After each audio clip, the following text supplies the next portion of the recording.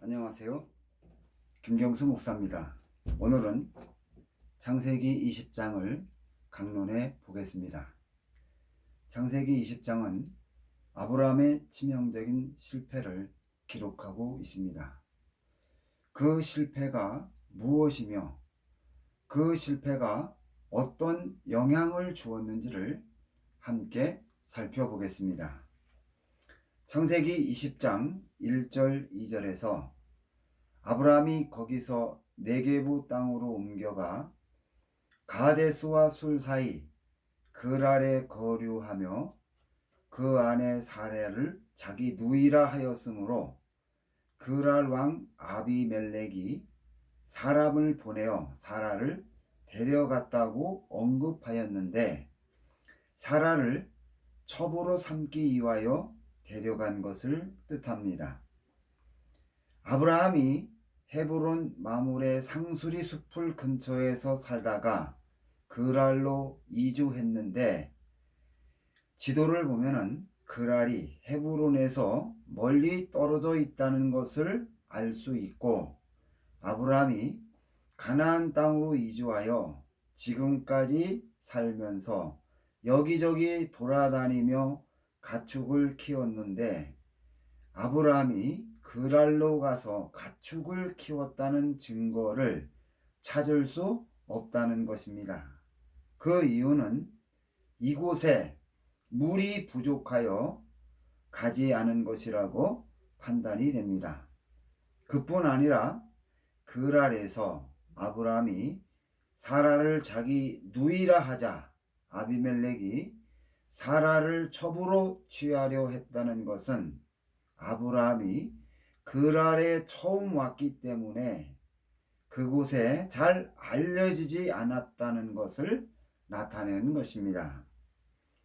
창세기 12장 10절부터 20절까지에서도 이와 비슷한 사건을 기록하였는데 당시 아브라함이 기근을 피해 애굽으로 가면서 애굽 사람들의 삶의 방식에 대하여 듣고 애굽 사람들에게 죽임을 당할 수 있다고 판단했기 때문에 자신의 생명을 보호하기 위한 방편으로 사라를 자기 누이라 하였습니다. 그런데 창세기 12장에서 일어난 사건과 창세기 20장에서 일어난 사건의 차이점은 창세기 12장에서는 아브라함이 기근을 피해 애굽으로 가면서 사라에게 미리 양해를 구하고 누이라 하자고 했는데 반해서 본문에서는 아브라함과 사라의 협의 없이 아브라함이 일방적으로 결정했다는 것입니다. 그리고 창세기 12장에서는 아브라함이 애굽으로 이주하게 된 원인이 기근 때문이었다고 분명하게 밝히는 데 반해서 본문에서는 아브라함이 헤브론을 떠나 그라로 이사하게 된 원인을 밝히지 않았다고 하는 것입니다. 이러한 정황은 아브라함이 헤브론을 떠나서 그랄로 온 것이 창세기 19장에서 일어난 소돔과 고모라의 심판과 연관이 있다는 것을 나타내는 것입니다. 사라가 애굽에 내려갔을 때 애굽 사람들이 그녀의 아름다움을 보았고 바로의 대신들도 그녀를 보고 바로 앞에 칭찬했다는 것은 나이가 들었어도 사라가 아름다웠다는 것을 나타내는 것입니다. 아브라함이 애굽에서 사라를 자기 누이라 하여 바로가 첩으로 취하게 되므로 아브라함의 가정이 깨어지는 아픔을 겪었고 창세기 18장 10절에서 내년 이맘때에 내가 반드시 내게 돌아오리니 내 아내 사라에게 아들이 있을 것이라 약속을 주었는데도 아브라함이 일방적으로 그랄 사람들에게 사라를 자기의 누이라 하여 아비멜렉이 첩으로 취하게 만든 것은 아브라함이 의도한 행동이었다는 것을 나타내는 것입니다. 아브라함이 사라를 아비멜렉의 첩으로 취하게 함으로 하나님이 사라를 통하여 이루려고 했던 모든 계획을 의도적으로 무산시키려 했다는 것을 증거하는 것입니다.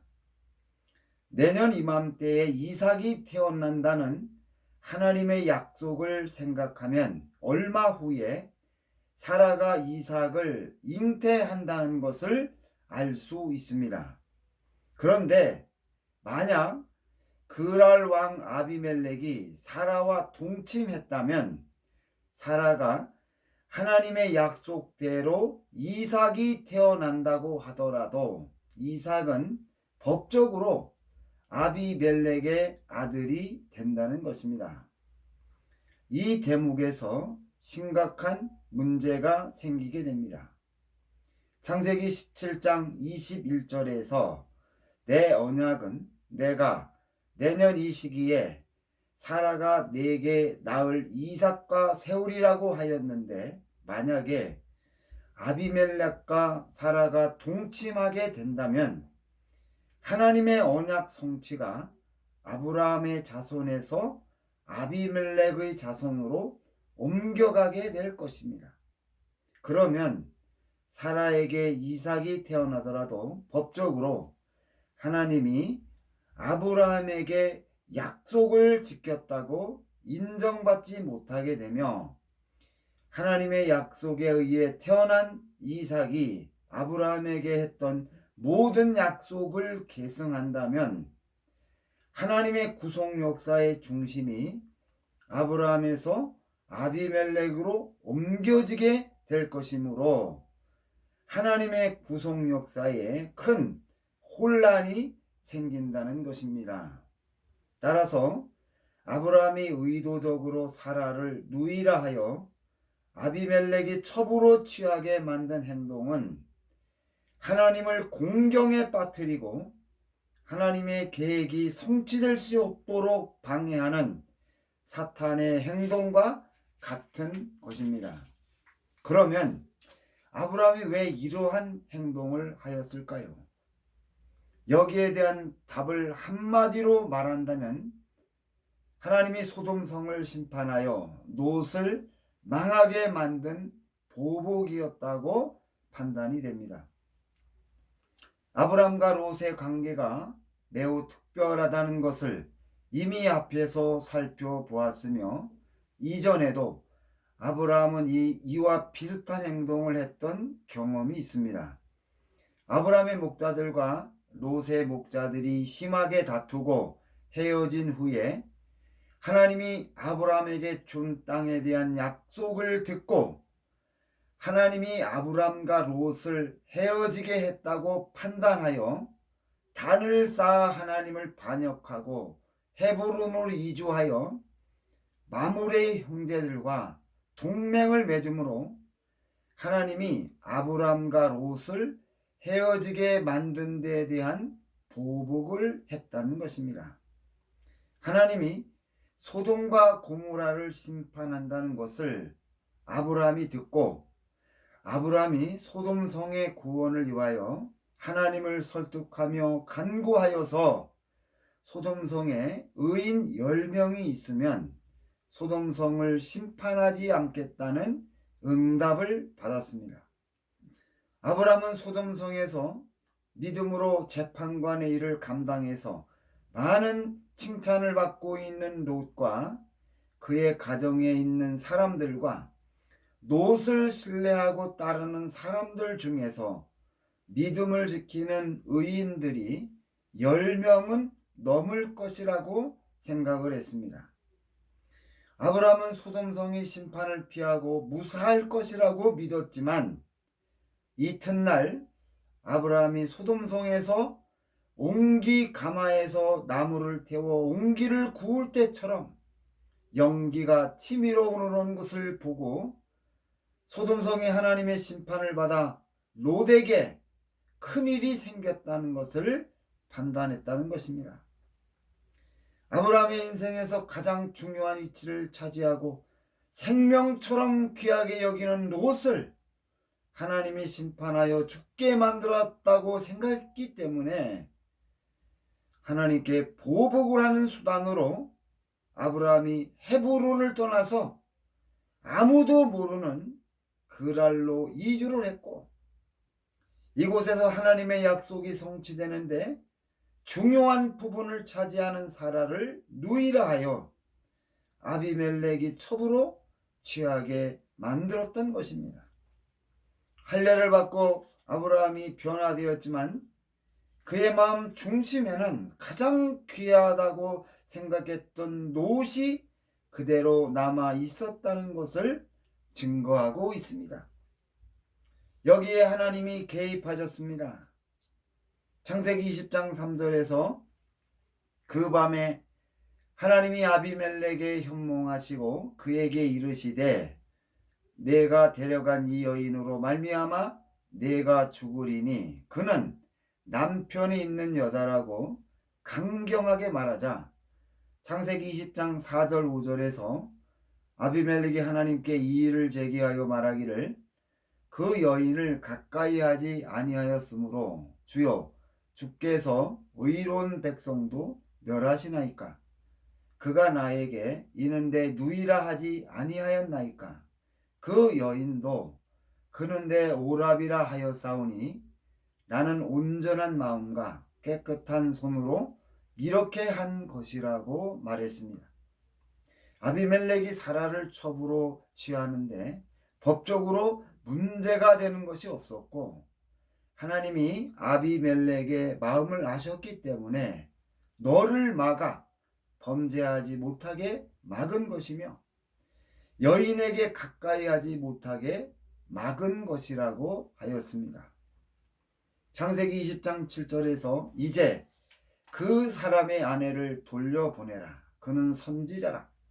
그가 너를 위하여 기도하리니 내가 살려니와 내가 돌려보내지 아니하면 너와 내게 속한 자가 다 반드시 죽을 줄 알지니라고 하였습니다.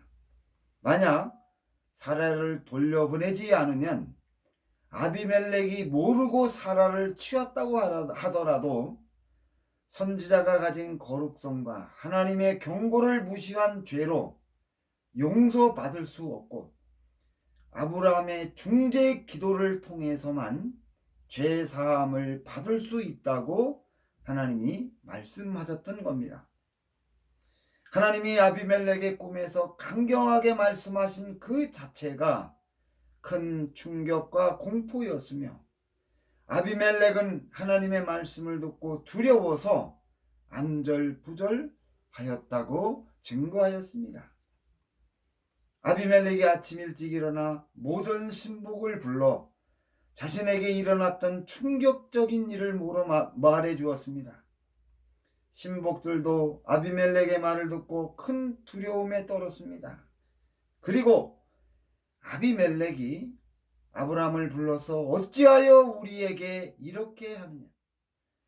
내가 무슨 죄를 네게 범하였기에 네가 나와 내 나라로 큰 죄에 빠질 뻔하게 하였느냐? 네가 합당하지 아니한 일을 내게 행하였다고 아브라함을 책망하였습니다.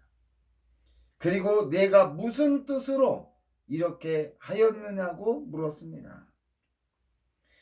아비멜렉은 아브라함이 도저히 상식적으로 이해할 수 없는 일을 했다고 판단했기 때문에 어떻게 된 일인지 그 이유를 물었던 것입니다.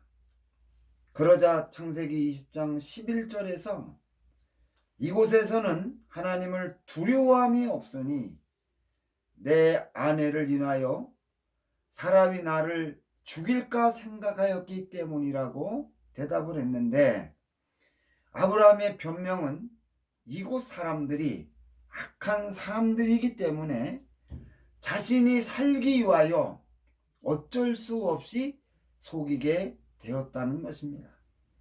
아브라함의 변명은 그랄 사람들을 하나님 보시기에 악하고 윤리와 도덕적으로 심각한 문제를 가진 사람들로 매도하는 것입니다. 아브라함의 변명은 구차하고 비굴하였습니다.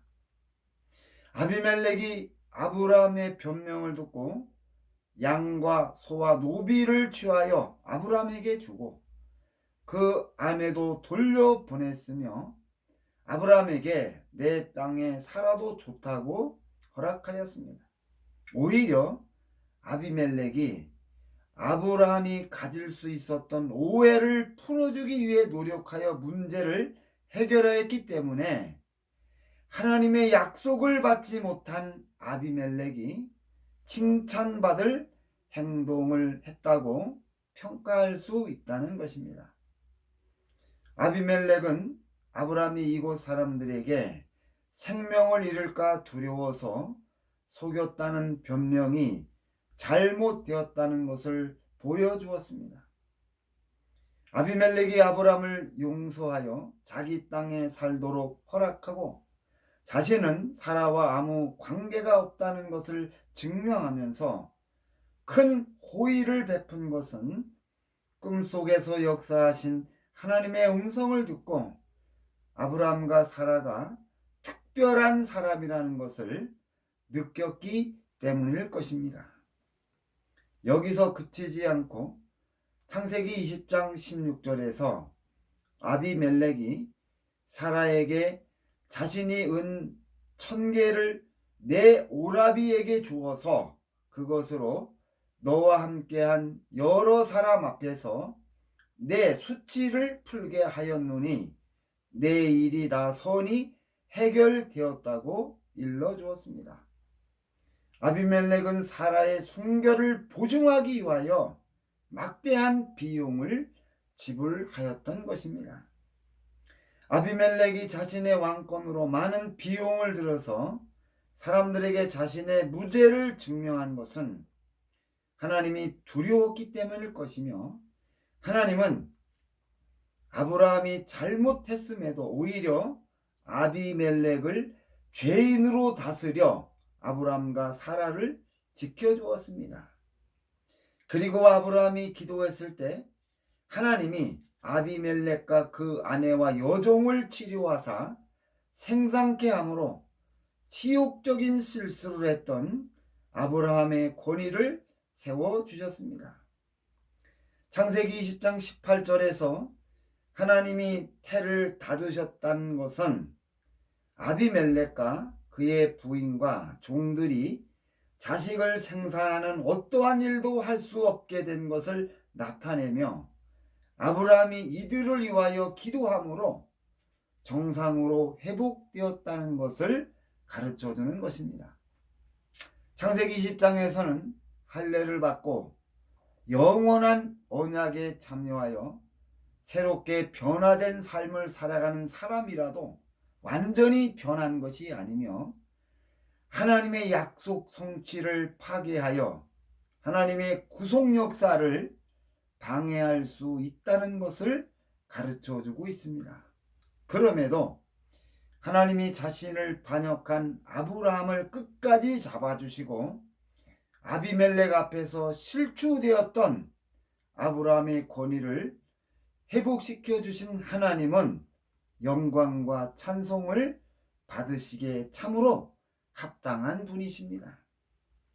그러면은 이 사건 이후에 나타난 참혹한 결과에 대해서 살펴보겠습니다.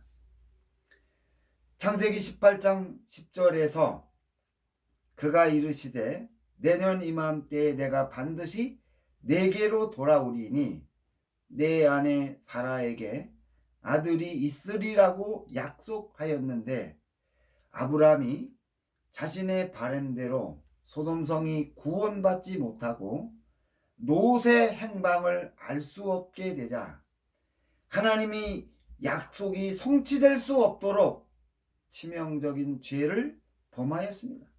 그럼에도 하나님이 사라에게 이삭을 주셨는데 이삭은 하나님의 약속과 또 동시에 하나님의 약속이 성취되지 못하게 방해하는 아브라함의 저주를 동시에 받고 태어난 아들이라는 것입니다. 구약 성경에서 이삭과 같이 부모가 하나님의 약속을 받고 또 동시에 하나님께 범죄한 상태에서 잉태하고 태어난 사람이 므낫세입니다. 므낫세가 유다의 왕이 될 때 12세였다는 것은 히스기야가 죽을 병에 걸리자 하나님께 고쳐달라고 기도하여 15년 생명을 연장받을 기간에 태어났다는 것을 가르쳐 주고 있습니다. 히스기야가 하나님의 약속을 받아 생명이 15년이나 연장받았지만 그가 매우 교만하여 하나님이 받아야 할 영광을 가로채는 그러한 큰 죄를 범하였습니다. 이러한 과정에서 태어난 므낫세는 히스기야가 하나님을 위하여 이룩해 놓은 모든 업적을 다 지워버리고 본래의 상태로 되돌려 놓았습니다. 므낫세는 태생적으로 하나님을 알지 못했습니다. 역대하 33장 13절에서 므낫세가 그제서야 여호와께서 하나님이신 줄 알았더라고 언급했다는 것은 므낫세의 성품이 어떠한지를 증거하는 것입니다. 따라서 이삭의 이름이 기쁨이라는 의미를 가졌지만 아브라함에게 기쁨을 주지 않았을 것이며 이삭이 성격적으로도 많은 문제를 가지고 있었다고 판단할 수 있습니다. 창세기 22장 17절 18절에서 내가 네게 큰 복을 주고 내 씨가 크게 번성하여 하늘의 별과 같고 바닷가의 모래와 같게 하리니 내 씨가 그 대적의 문을 차지하리라. 또 내 씨로 말미암아 천하 만민이 복을 받으리니 이는 내가 나의 말을 준행하였음이니라고 하셨습니다. 본절에서 아브라함의 자손이 크게 번성한다는 하나님의 약속은 창세기 17장 6절에서 아브라함이 할례를 받을 때 하나님이 주신 약속과 같다는 것입니다. 그리고 창세기 17장 13절에서 너희 집에서 난 자든지 너희 돈으로 산 자든지 할례를 받아야 하리니 이에 내 언약이 너희 살에 있어 영원한 언약이 된다고 하였으며 창세기 17장 24절에서 아브라함이 99세에 그의 표피를 베어서 영원한 언약을 맺었다고 증거하였습니다. 하나님이 할례를 영원한 언약이라고 부른 것은 할례를 받기만 하면은 하나님과 맺은 언약을 잘 지킨다고 인정해 주어서 이전처럼 아브라함이 언약을 깨뜨릴 수 없는 영원함을 가진 그 언약이기 때문이라고 그렇게 판단이 됩니다. 그런데 하나님이 창세기 22장 17절 18절에서 같은 내용의 언약을 또다시 주었다는 것은 아브라함이 영원한 언약을 깨뜨렸다는 것을 나타내는 것입니다. 도저히 불가능한 것을 아브라함이 이루었다는 것을 성경이 증거하고 있습니다. 그리고 창세기 18장 18절에서 아브라함은 강대한 나라가 되고 천하 만민은 그로 말미암아 복을 받게 될 것이 아니냐고 하였는데 창세기 22장 18절에서 내 씨로 말미암아 천하 만민이 복을 받을 것이라고 약속을 했는데 창세기 18장 18절과 창세기 22장 18절을 비교하면은 아브라함을 통하여 천하 만민이 복을 얻는다는 약속이 아브라함의 자손을 통하여 미래에 복을 얻게 될 것이라고 바뀌었다고 하는 것을 알 수가 있습니다. 현재에서 미래로 바뀌었다는 것입니다. 법적으로 현재 시제를 가진 하나님의 약속이 무효화되므로 하나님이 미래에 다시 성취하기 위하여 아브라함을 통해서 시작한다는 것을 우리에게 가르쳐 주는 것입니다. 아브라함을 통하여 땅 위의 모든 족속들이 복을 받아야 하는데 하나님이 이룩해 놓은 구원의 역사를 아브라함이 송두리째 파괴시켰다는 것을 성경이 증거하고 있는 것입니다. 의도적으로 범한 아브라함의 죄는 가롯 유다의 죄와 비교할 수 없는 차원을 가진 것으로 성경이 증거하고 있다는 것입니다. 누가복음 4장 5절 6절에서 마귀가 또 예수를 이끌고 올라가서 순식간에 천하만국을 보이고 이르되 이 모든 권위와 그 영광을 내가 네게 주리라. 이것은 내게 넘겨준 것이므로 내가 원하는 자에게 준다고 하였습니다. 본절에서 마귀가 가지고 있는 천하만국의 모든 권세와 영광은 누가 자신에게 넘겨준 것이라고 하였는데 단수로 표현했다는 것을 알 수 있습니다. 만약에 마귀가 창세기 3장에서 넘겨받았다면 창세기 1장 26절에서 통치권의 소유자가 복수로 기록했기 때문에 누가복음 4장 6절에서 복수를 사용했을 것입니다. 마귀가 단수를 사용했다는 것은 통치권을 가진 사람이 마귀에게 넘겨주었다는 것을 가르쳐주는 것입니다.